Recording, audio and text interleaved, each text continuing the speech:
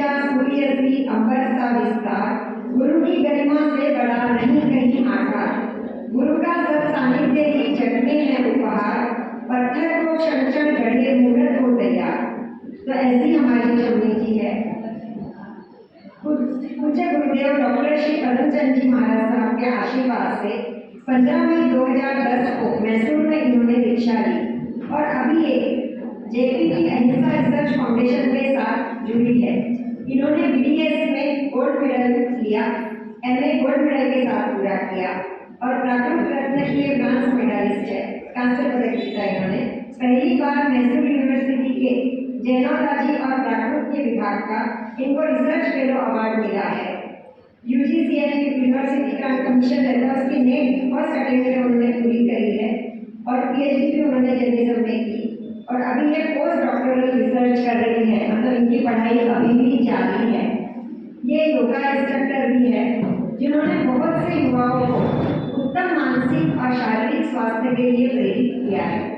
बहुत सी भारतीय भाषाओं का ज्ञान होने से और बोलने की कला अवगत होने से अपने विचारों का प्रचार प्रसार बहुत आसानी से करते हैं और लोगों से जुड़ जाते हैं। यह रेकी, प्राणी हीलिंग, जैन अनुग्रह साधना आदि में पारंगत है। हजारों युवाओं को इन्होंने सिंपल टेक्निक के द्वारा स्मरण शक्ति में वृद्धि, बौद्धिक क्षमता में वृद्धि, मेडिटेशन से मानसिक स्वास्थ्य में वृद्धि, उपचार इनका ज्ञान कराया है। हर व्यक्ति में अलग अलग गुण होते हैं, उन्हीं गुणों को ये बढ़ावा देती है और इसीलिए ये जैनिज्म जीवन जीने का सरल मार्ग है और यह बड़ी सरल भाषा में लोगों तक पहुंचाते हैं। इनके बारे में 2 शब्द बोलकर मैं इनसे गुजारिश करूंगी कि ये हमें अनुग्रहित करें। आज का हमारा विषय है चिंता में ही चिंतन करें, तनाव से मुक्ति है जरूरी।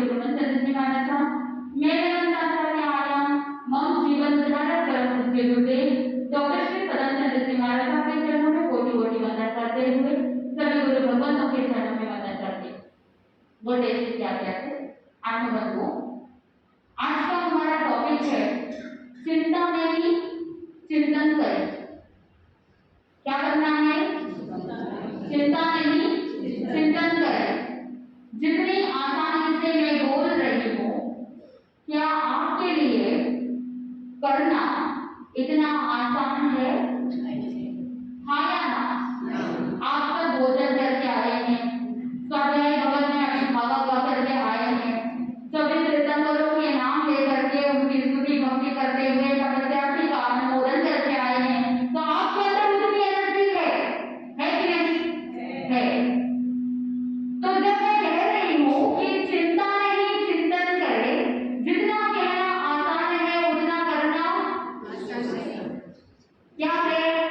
मुश्किल है। कौन कह रही है ये बात? मैं नहीं कह रही। मैं नहीं कह रही हूँ कि चिंतन करना मुश्किल है, चिंता नहीं करना बहुत मुश्किल है। हमारा टॉपिक है चिंता नहीं चिंतन करें, तनाव से मुक्ति है जरूरी। कहना बहुत आसान है, करना भी उतना ही आसान है अगर आप मन में ठान लो। ये सारी बातें अपनी चॉइस की होती है। ब्लू कलर की साड़ी पहनना या पिंक कलर की साड़ी पहनना या ग्रीन कलर की साड़ी पहनना या जो भी कलर की साड़ी पहनना है, किसकी चॉइस? किसकी? पतिदेव की या सासू जी की या खुद की? खुद की चॉइस है। अगर आपको कोई कह दे, कॉम्प्लीमेंट दे देंगे कि येलो कलर की साड़ी में आप बहुत पतले दुबले दिखते हैं, क्या करोगे अगले दिन? येलो साड़ी पहन के आओगे क्योंकि आपको बोला है कि येलो साड़ी में आप बहुत दुबले पतले बहुत अच्छे दिखते हैं। अगर ये कॉम्प्लीमेंट अगर आपको मिलता है तो आप क्या करेंगे? वो कलर आपके ऊपर जचता है, किसी ने कह दिया तो फिर पूरे दिन ही समाएंगे, उस समय तो सारी चिंताएं दूर हो जाती है। होती है कि नहीं? होती है। ये किसके हाथ में है? आपके हाथ में है। आपको पिज्जा खाता है, बर्गर खाता है या नहीं खाता है? आपकी खाते की खिचड़ी से आपको बहुत बड़ा प्यार है, किसकी चॉइस?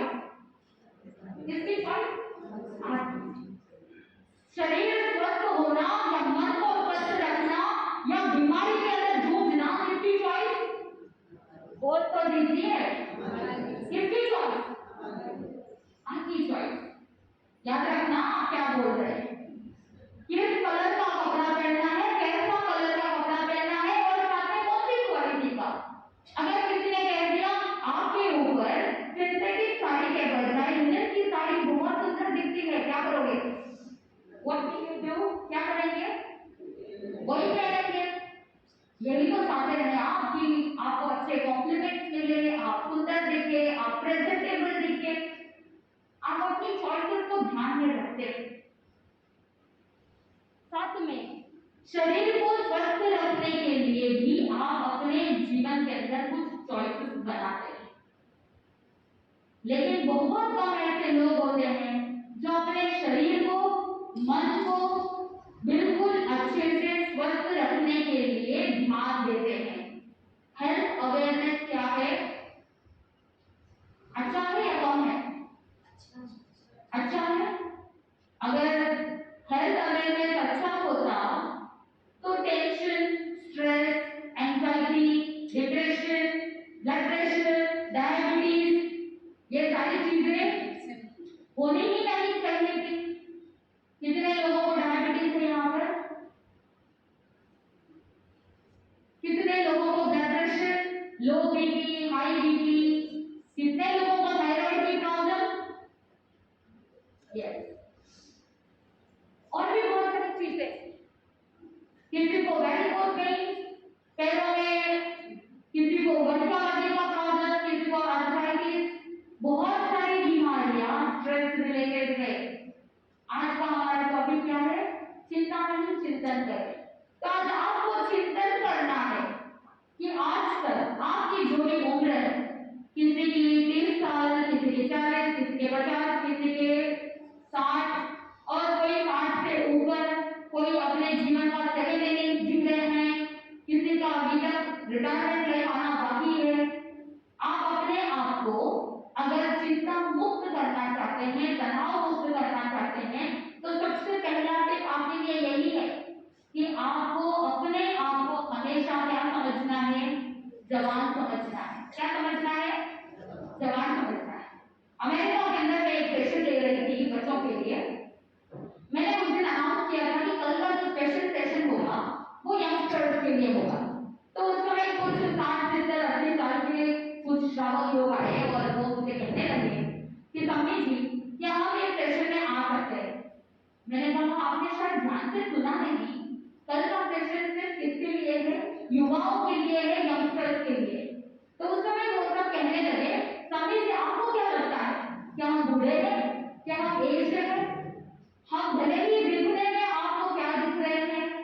एज वाले दिख रहे हैं। मैं नहीं कहती कोई बुरा है, ठीक है? दिखने में भले ही हम एज वाले दिखते हैं, लेकिन अभी भी हम अपने दिल से क्या है, we are still younger heart. हम अभी भी वो सारे कार्य कर सकते हैं जो एक यंगस्टर, एक युवा, एक जवान व्यक्ति कर सकता है। तो आप मुझे बताइए, क्या आप अपने रिटायरमेंट की लाइफ जी रहे हैं? यस। घर पे बहू आती है, आपके माइंड में एक थिंकिंग आ ही जाती है, वो साइकोलॉजी। घर पे बहू आ गई है, ठीक है, बहू आने के बाद आपकी थोड़ी सी मेंटालिटी ऐसी हो जाती है कि बस बुढ़ापा आने ही वाला है। लेकिन कुछ लोगों के मन में हाँ सबके वही, अगर पोता पोती हो जाए, दोहिता दोहिती हो जाए, उसके बाद धीरे धीरे ये इंडियन मेंटल साइकोलॉजी कि धीरे धीरे आपके मन में महसूस होने लगेगा कि अब तो पोता पोती दोहिता दोहिती है, हमें क्या बुलाने लग गए हैं, बोल तो दीजिए, दादी बुलाने लग गए हैं। तो दादी वाले हजरत में भी क्या करनी चाहिए, पूछे करनी चाहिए। आपके माइंड में ये बात आती है कि अगर आपके दोहिता दोहिती अगर आपको नानी बुलाता है तो आपको भी क्या करना पड़ता है, नानी जैसे बिहेव करना पड़ता है। तो कुछ लोगों के माइंड में ये साइकोलॉजी बैठ जाती है, अब मैं दादी बन गई हूँ, अब मैं नानी बन गई हूँ, तो मेरा क्या है, रिटायरमेंट लाइफ आने वाला है। फिर धीरे धीरे आप अपने ब्रेन को ऐसा संदेश देते हैं कि अब मैं क्या बन गई हूँ, दादी नानी। फिर आपके बिहेवियर में, आपके बर्ताव में वैसा ही आता है, बड़े बुजुर्गों वाला बिहेवियर। फिर धीरे धीरे आपका ब्रेन वैसे ही काम करेगा। अगर चिंता मुक्त होना है, अगर तनाव मुक्त होना है, तो सिंपल सा उपाय है कि अपने आप को क्या समझो, जवान समझो। दूसरी बात, अगर जीवन में आगे बढ़ना है तो कभी भी किसी के ऊपर डिपेंडेंट नहीं होना।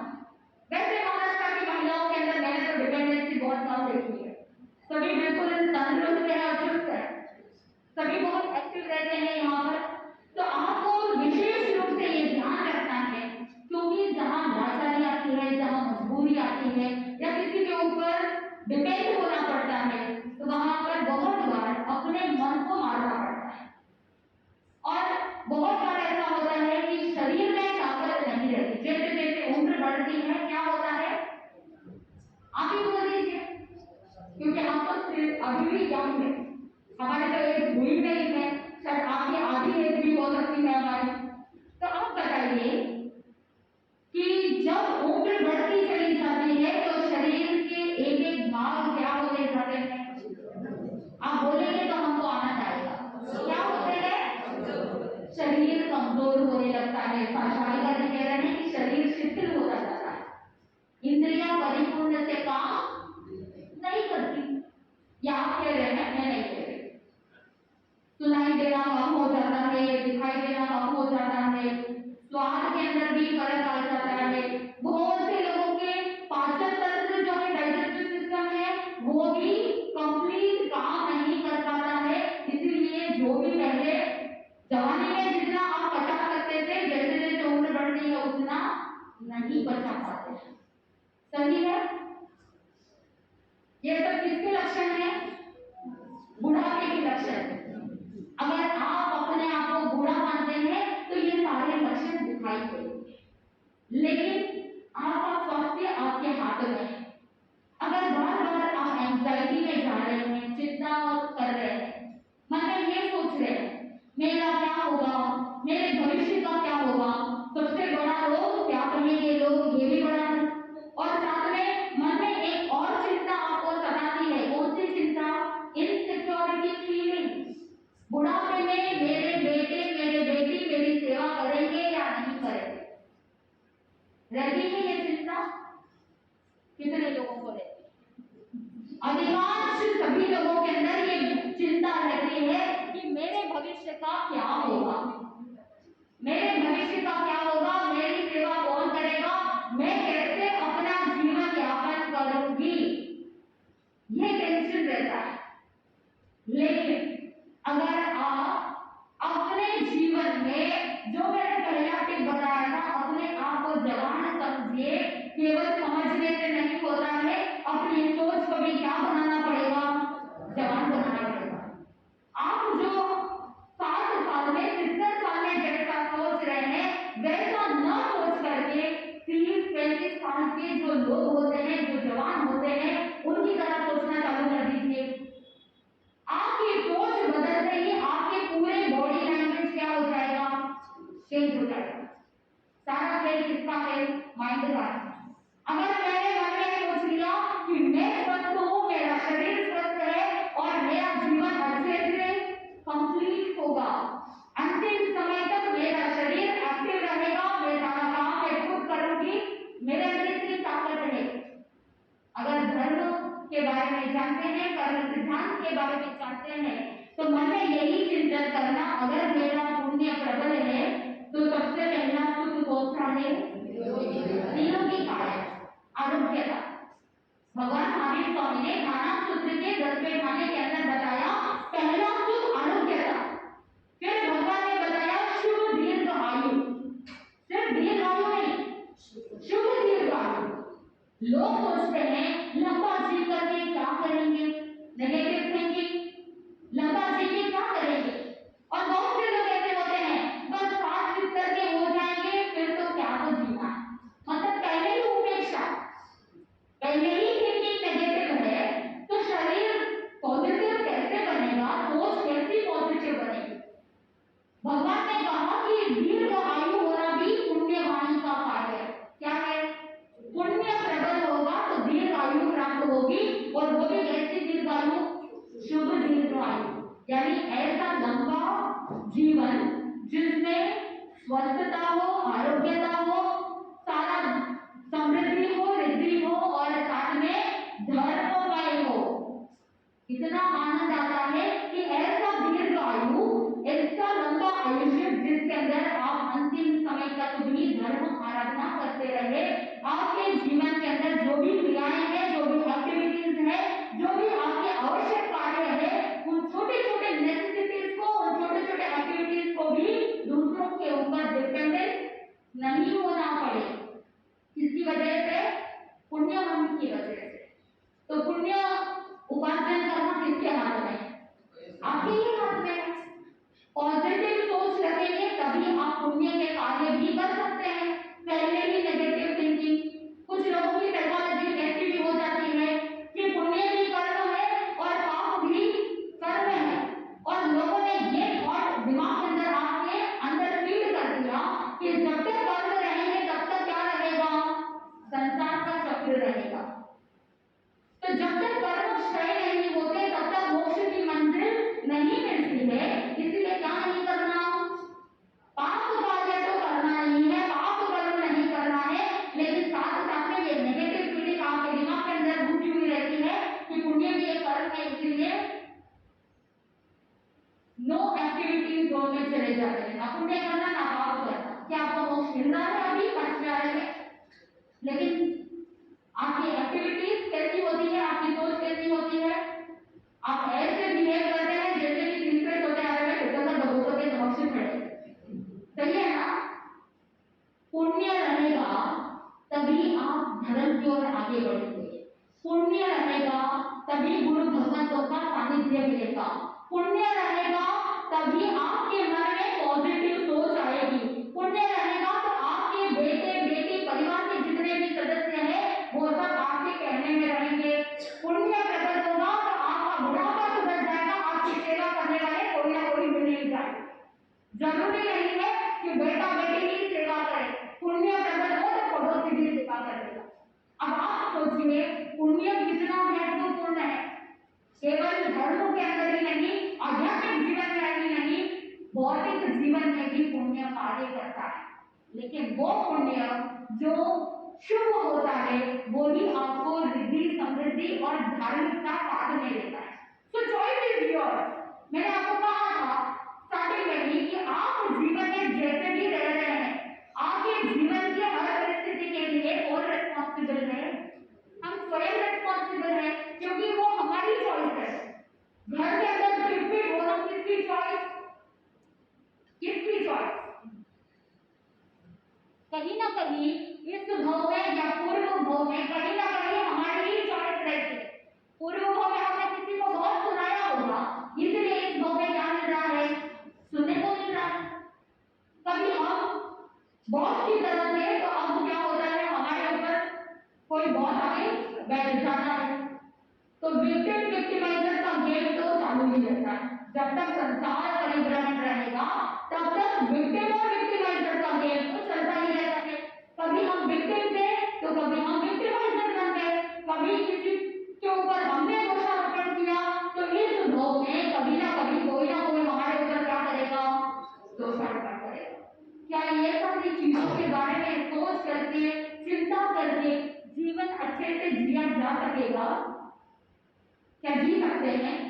उसने ऐसा कह दिया, इसने ऐसा कह दिया, बेटे मेरा रेस्पेक्ट नहीं रखते हैं, और भी बहुत सारी चिंताएं होती है ना। किसी ने कुछ कह दिया, किसी ने मेरी इंसल्ट कर दी, बहुत सारी बातें होती हैं। तो आपको एनालाइज करना है, आपको चिंतन करना है। जो चिंता का कारण बन रहा है वो ही कारण को ध्यान दे करके उसी में से क्या ढूंढना है, सॉल्यूशन ढूंढना। क्योंकि जिसने भी ताला बनाया है उसने साथ में क्या बनाया, चाबी बनाई। कि ताला बनेगा तो ताला खोलने के लिए चाबी चाहिए।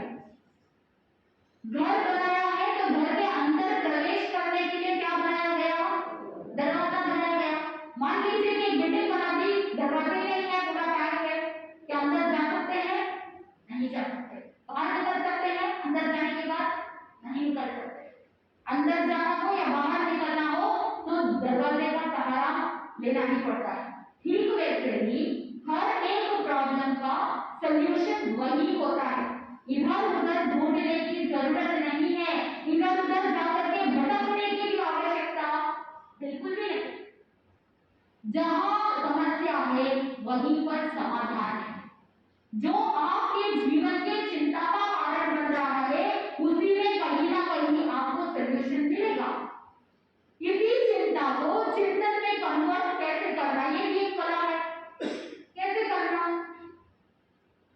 उसी चिंता के अंदर आपको एनालाइज करना है। कब करेंगे, जब आप आंखें बंद करके इंट्रोस्पेक्शन करेंगे, अपने आत्मरमणता में तल्लीन होकर के उस परिस्थिति को, उस सिचुएशन को अगर आप ध्यान से देखेंगे।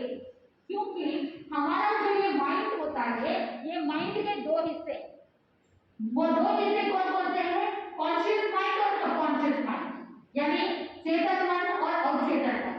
हमारा जो ये चेतन मन है वो सिर्फ 4% का।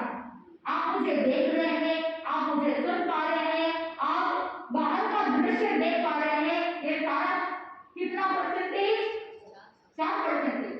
लेकिन यहाँ पर आने के लिए और ये उद्बोधन सुनने के लिए आपका 96% जो अवचेतन मन था या मन है उसके अंदर प्रोग्रामिंग हुई। आपको ये समाचार दिए गए थे कि आज की तारीख को 3:45 बजे से 4:15 बजे तक क्या रहेगा, उद्बोधन रहेगा, और इस टॉपिक पर आपको कुछ ना कुछ सीखने को मिलेगा। ये प्रोग्रामिंग पहले हुई या आज लास्ट मिनट में आपको पता चला? ये पहले से ही आपको तय था और आपने प्रोग्रामिंग की, आपके अवचेतन मन में ये फील हो गया था कि आज का सेशन आपको अटेंड करना है।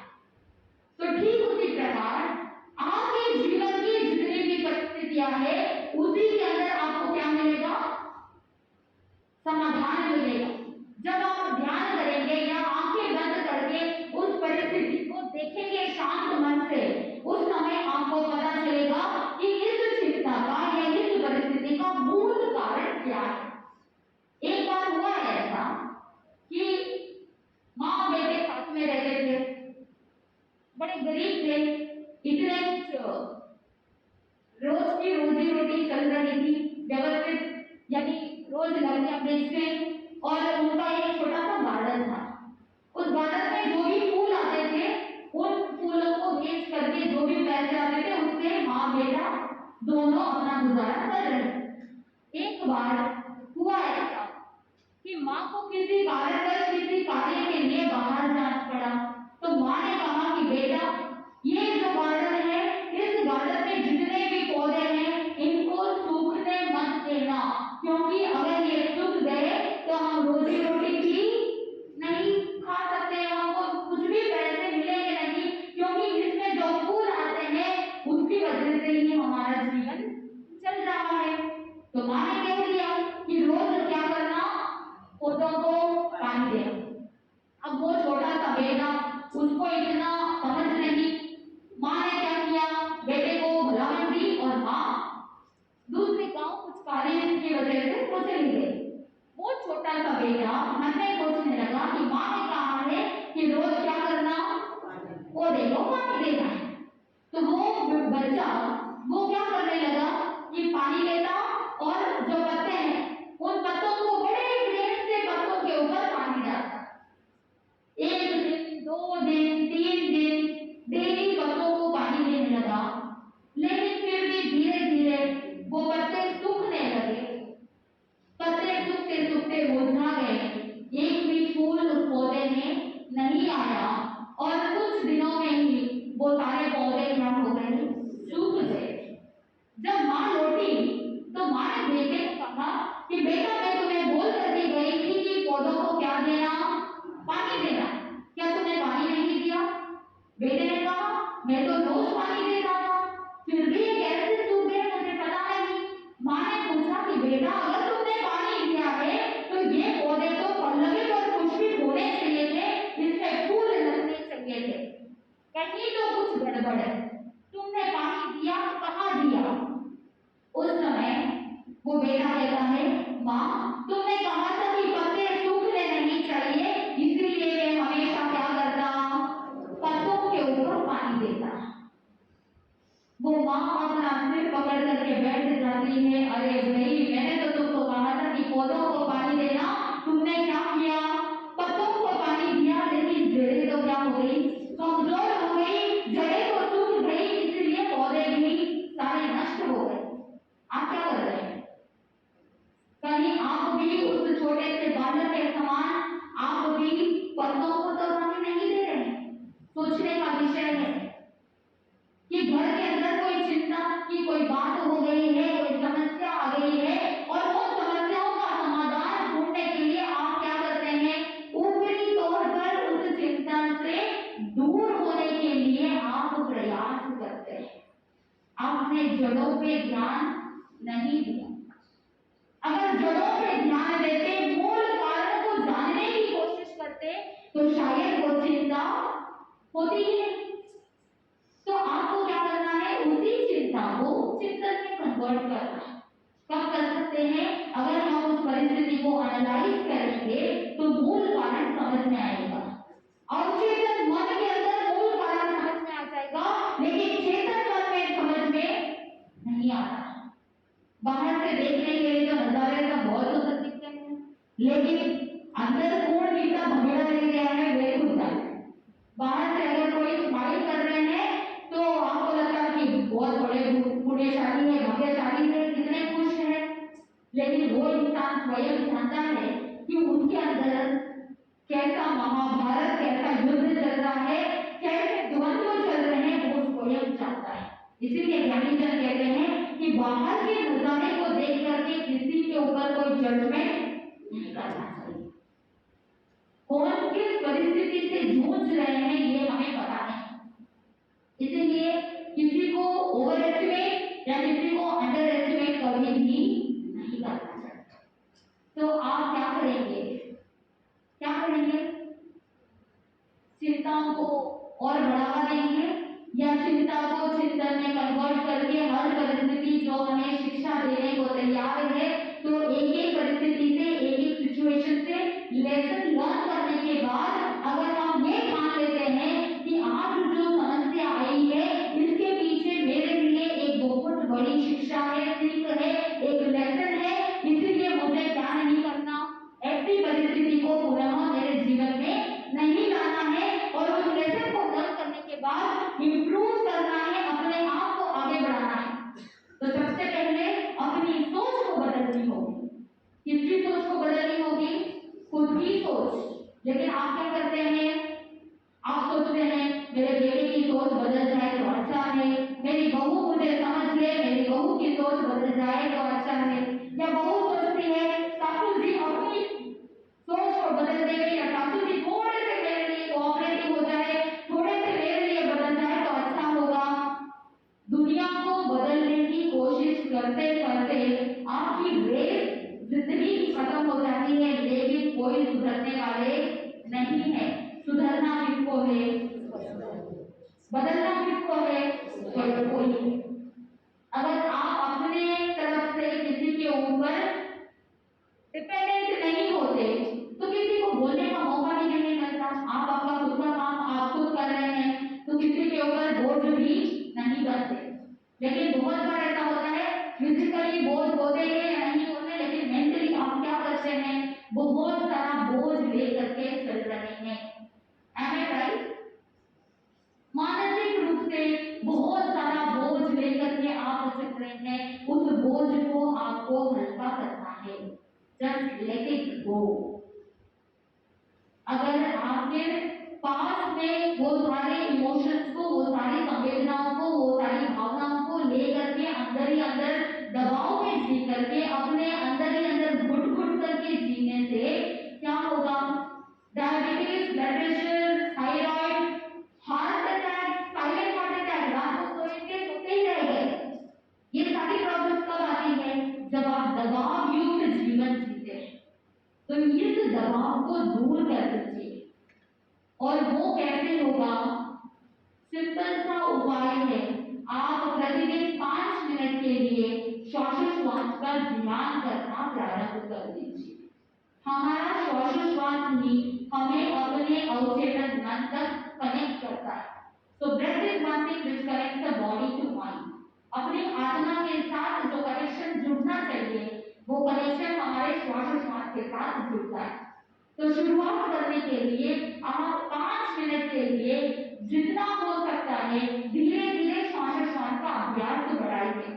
जैसे मान लिया कि आज आप पहली बार श्वासोच्छ्वास की प्रक्रिया का प्रैक्टिस कर रहे हैं, तो 2 मिनट के लिए आपने प्रैक्टिस चालू की, धीरे धीरे श्वास लेना और धीरे धीरे श्वास को छोड़ना। फिर जैसे जैसे अभ्यास बढ़ेगा, टाइम बढ़ेगा, यानी पहले आप 5 सेकंड के लिए श्वास ले पा रहे थे, फिर 7 सेकंड, फिर 10 सेकंड, फिर 15 सेकंड। जैसे जैसे श्वासोच्छ्वास बढ़ता जाएगा, आप क्या करेंगे? अपने आप को स्वस्थ फील करना चालू करेंगे, क्योंकि हमारा श्वासोच्छ्वास ही हमें अपने मन तक ले जाता है। फिर जब अवचेतन मन जागृत होता है और मन शांत होता है, तभी हमको चिंताओं से चिंतन की ओर जाने का मौका मिलता है और समस्याओं का समाधान भी अपने भीतर से जागृत होता है। इधर उधर कुछ करते हुए, या कोई मुला मस्जिद के पास जाएगा, कोई इधर जाएगा, कोई टोरंटो की तरफ जाएगा, कोई ज्योतिष के चक्कर में चले जाएंगे, आपके समस्याओं का समाधान आपके पास ही है। अगर आप धर्मयुक्त जीवन जीते हैं तो आप फिजिकली मेंटली अपने आप को बैलेंस कर सकते हैं, और जब ये बैलेंस आप स्वयं के साथ रखेंगे तो आपका जीवन भी बैलेंस हो जाएगा। तो हम सिर्फ 1 मिनट के लिए श्वासोच्छ्वास का अभ्यास करेंगे, और मेरा जो 1 मिनट का इंस्ट्रक्शन होगा, उस 1 मिनट के इंस्ट्रक्शन से ही आप अपनी यात्रा प्रारंभ करेंगे। अपनी आंखों को बंद कर लीजिए। सिर्फ 1 मिनट के लिए हम अपने श्वासोच्छ्वास पर फोकस करेंगे। अपनी आंखों को कोमलता के साथ बंद कर लीजिए। बस अपने श्वास को देखिए कि किस तरह से श्वास अंदर जा रही है और किस तरह से श्वास बाहर निकल रही है।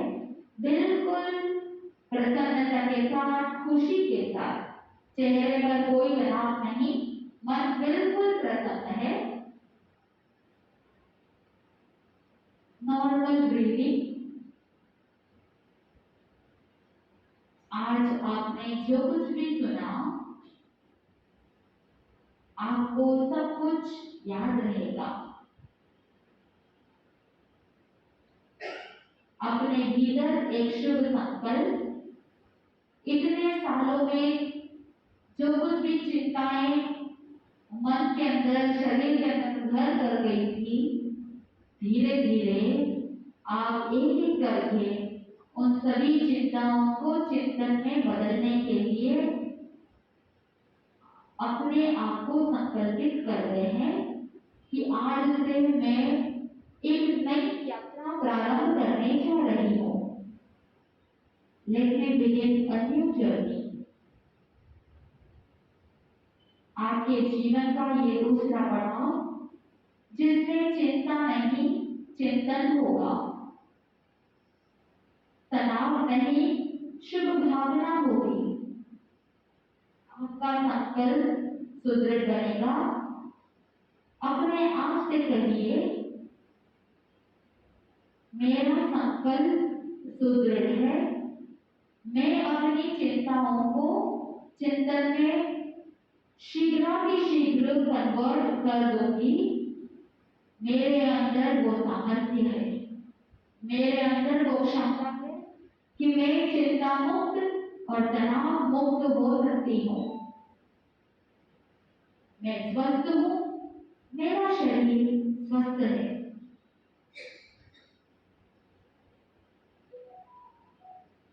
मैंने जीवन में बहुत सारी चॉइसेस की है और आज के दिन मैं एक और चॉइस अपने भीतर ऐड कर रही हूँ कि मैं हमेशा हर परिस्थिति में खुश रहूंगी, प्रसन्न रहूंगी।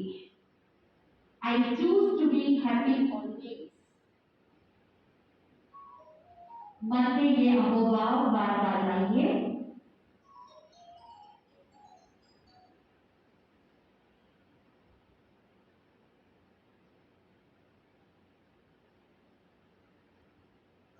आपका मन बिल्कुल शांत होता जा रहा है।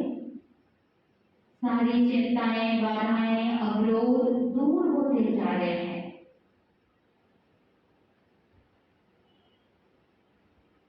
शरीर और मन बिल्कुल हल्के होते जा रहे हैं, बिल्कुल रिलैक्स होते जा रहे हैं।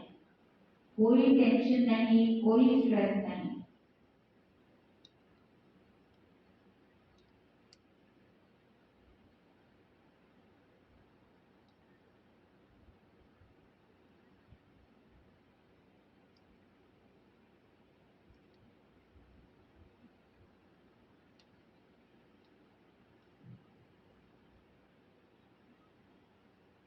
यस, धीरे धीरे अपने आंखों को खोलते हुए अपने आप को बिल्कुल प्रसन्नता का अनुभव करेंगे।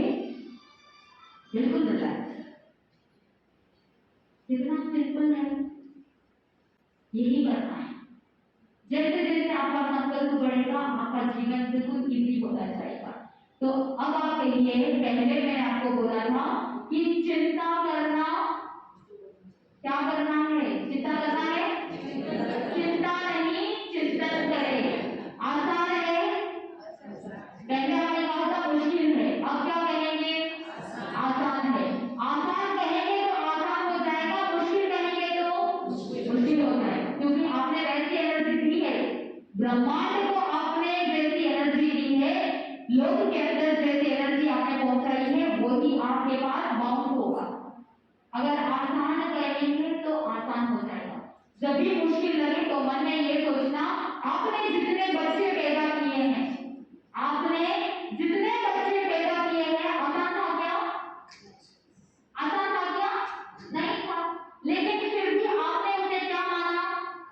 आसान है। डट करके सामना किया, अभी भी करेंगे।